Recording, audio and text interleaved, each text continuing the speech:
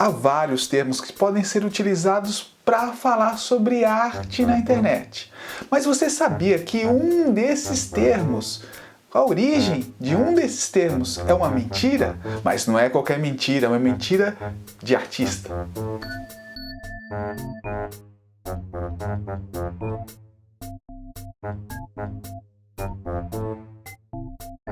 Olá, eu sou Fábio Fon, artista pesquisador e há mais de 20 anos penso esse universo da arte e tecnologia.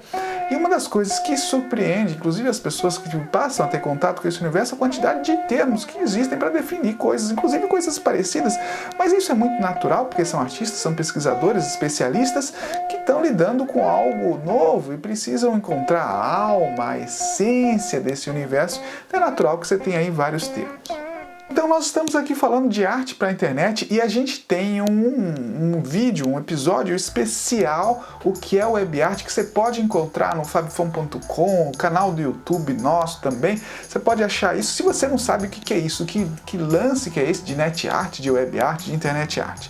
Mas para você que já ouviu falar, tem uma coisa bem curiosa que você tem 3 termos, ou mais de 3 termos, você tem outros termos além desses 3, mas os que são mais conhecidos é o web art, que foi muito recorrente aqui no Brasil nos primeiros anos dessa produção. Inclusive eu costumo utilizar sempre muito mais o termo web art. Então a gente tem, por exemplo, uma série chamada bem web art, um site chamado Web Art no Brasil, mas esse termo ele está ligado a termos que vêm depois, porque eles estão falando a mesma coisa, sobre o mesmo fenômeno, como por exemplo net art, que é um termo que é pensado para a ideia de rede, né? Que muitos teóricos, artistas, pensadores e tal vão falar que é muito mais aberto, e de fato é, porque você pode ter rede não só a internet, você pode ter outras estruturas de rede, para além inclusive do contexto digital.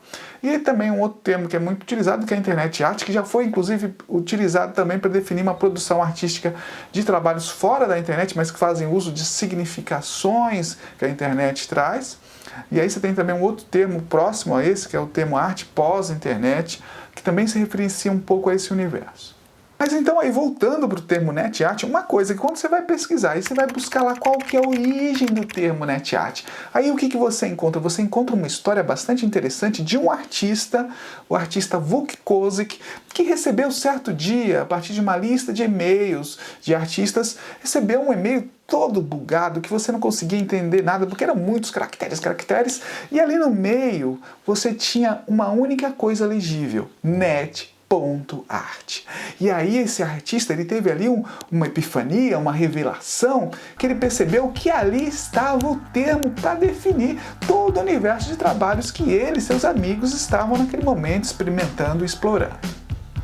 Quem vai contar essa história não é ninguém mais, ninguém menos do que Alexis Shugin, também um nome importante desse universo de trabalhos para a internet. A gente já falou em outros vídeos muito do Alexis Shugin, e ele é uma referência, e ele vem e fala que o Vuk Kozik ele teve essa visão sobre essa situação de erro, né, que esse erro que foi se transformar aí na definição dessas produções.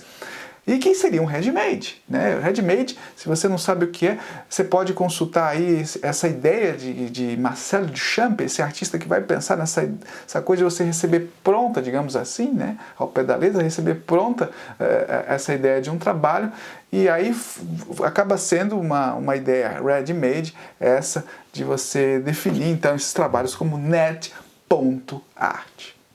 A verdadeira história é totalmente diferente, porque o artista e curador Pete Schultz, ele teria pensado, sugerido isso justamente também num grupo de e-mails, sugerindo que o termo net.art, né, esse ponto art, teria tudo a ver com aquelas extensões do arquivo, como acontece no Windows, né, as extensões, mas também teria a ver, claro, com as terminações de domínio, né, o chamado .com, seria .art. Então é por aí que a coisa vai. A história, na verdade, é muito menos romântica, né? Porque seria muito mais interessante, de repente, o artista Bloom, né, tem aquele erro e tem aquela visão sobre esse acontecimento. Para poder dar crédito a esse importante artista, curador, o Kozik ele resolve então contar a verdadeira história, a verdadeira origem desse termo, sempre lembrando que é net.art. ponto arte, nesse caso, que define de maneira mais específica esse movimento desses pioneiros, né, desse grupo de pioneiros, mas que também acaba se estendendo também para um universo maior de trabalhos. E aí, então você já sabe que esse termo tem uma origem enquanto uma mentira de artista. Se você quiser saber mais sobre mentiras de artista, a gente tem um vídeo especial que você pode acessar em fabfam.com.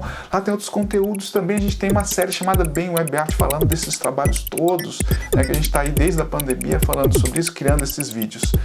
É isso, um abraço, tchau.